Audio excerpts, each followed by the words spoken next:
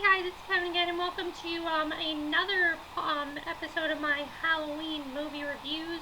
This time we're going to be reviewing Halloweentown II: Kalabars Revenge. Now, for a while I didn't realize there were other Halloweentown movies. When I first saw the first one, I didn't know there was a second one. It took me a couple years to watch the second one, but I remember this first time I watched the second one, I loved it just as much as the first. But as time has gone on, Halloweentown 2 has become my favorite of the series. It is my favorite. I absolutely love it.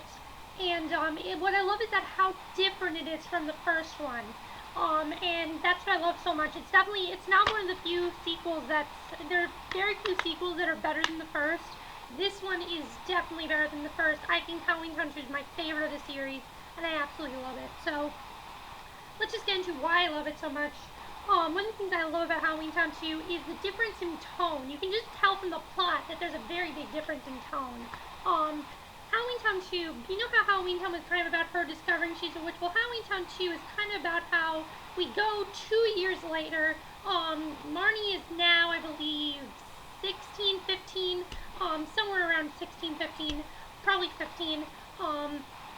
Her grandmother has been living with her family for 2 years now, and she wants Marnie to start beginning her training with her. She wants her to go to the Halloweentown with her, but the problem is there's this portal basically, and if she was there, she can't go back for quite a few years because timing is different in Halloweentown than it is in the real world, and I think that's really cool.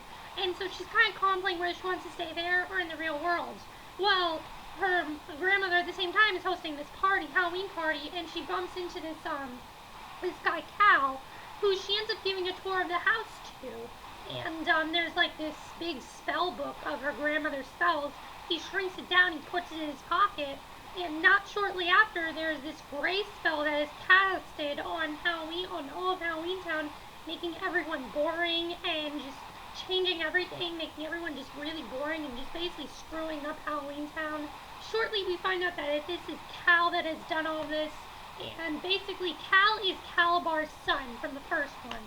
So they have to stop Cal and do whatever they can to stop him, her grandmother and her. So, yeah, that's basically the plot, and you can tell it's a very different, more serious tone in this one, and that's what I love, is that the first one is very silly, as I said, more comedic and everything than anything. The second one, yes, it has comedy in there. It's full of drama. Full of drama. It is the darkest Halloweentown movie out of all of them. I mean, it is by far the darkest. Definitely the darkest. I think the first one is very lighthearted compared to this one. The second one is lighthearted, but it is very, very dark too. So, one of the things I love still are the performances. They are still fantastic, and let's just get into them. First of all, we have Debbie Reynolds, who still is fantastic in this movie. What I love is that she has more to do in this movie, and they're actually, most of the movie, they're divided. You have Marnie and her grandmother in Halloweentown, then you have Dylan, Sophie, her and her mother in the mortal world. And it's really cool. Any scene where they go through the portal is really cool. I always love that scene. And Debbie Reynolds has a lot more to do because she actually ends up being affected of the gray spell because she ends up in Halloweentown, and you get to see a very different side of Grandma Aggie, the boring side, and it's really cool to see it. I remember it was just really, really cool when I saw that. I thought it was real. The gray spell was awesome when I was a little kid. I loved that. So the gray spell definitely is one of the best parts of the movie because you get to see these actors and actresses be in very, very different roles than you saw them in the first one. Then you have Kimberly J. Brown, who, in my opinion, is even better in this one. What I like is that she was very independent in the first one, but she wasn't exactly sure if she could do it all by herself. This one, she has to do everything by herself. And, it doesn't exactly work. The message basically is the importance of family, and that, they're all going to help her out. But I really think Kimberly J. Brown does a great job in this one. She has a lot more to do in this one than she did in the first one. For example, she has to basically stop a gray spell. There's also this really cool part with time travel that I love. And there's some really cool stuff going on. There's also a subplot going on in the mortal world with her mother and Cal's supposed father, Alec, who Alex is, and not Alec, but Alex. Alex is actually the science experiment that Cal created. He's a golem, and basically they don't realize this till later, but he is a golem, and he's not real. He's basically just a distraction to distract the mother so Cal can take over the mortal world and Halloweentown. And that's one of the coolest scenes here. I think definitely one of the best actors here. I think the best one is by far, I don't know who plays Cal, but whoever it is, I think it's Daniel Kuntz, I think. He is fantastic in this role. I think Cal is the best villain in all of Halloweentown. He is so creepy. Oh my god, anytime I see this guy, it still creeps me out. He's so creepy. He just has this monotone to his voice that's really creepy. In the beginning you really like him, but then he has like this monotone to his voice. The way that he keeps communicating with them, he's able to talk to them through walls, through fireplaces. He hacks into one of the time travels with her. It's really, really cool. He is much more destructive than Kalabar is. You find out it's not like Halloweentown where you find out gradually throughout the movie that Kalabar is the villain. This one you find out right away that Cal is the main villain, and he's the one that did all of this. You can tell, just from once he takes the spell book, you can tell he's gonna do that. One of the things I love though is that this also affects the mortal world. We get to see the mortal world, and he wants to turn all of the humans into creatures. He turns the creatures into humans in Halloweentown, and when he wants to turn the humans into creatures, and it's really cool to see that whole scene progress. That was really cool to see, and I really love that.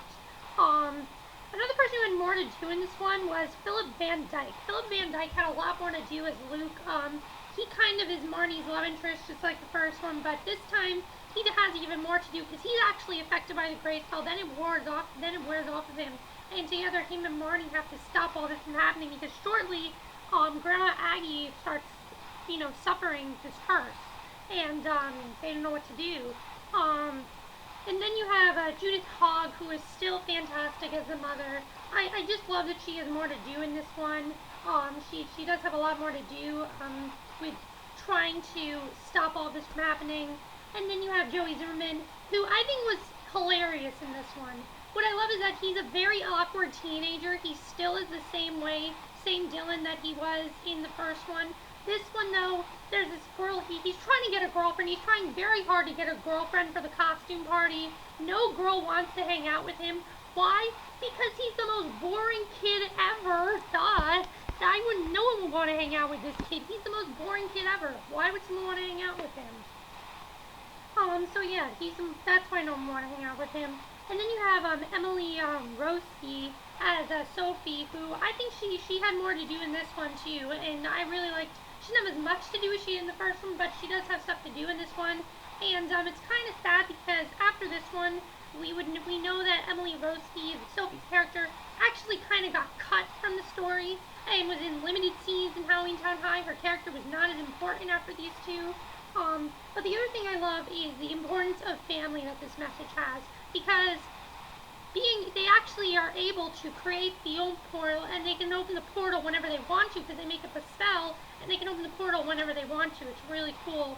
Another really cool part of the film is this spell where you basically find out how they did all of this. There's this spell that just goes apart.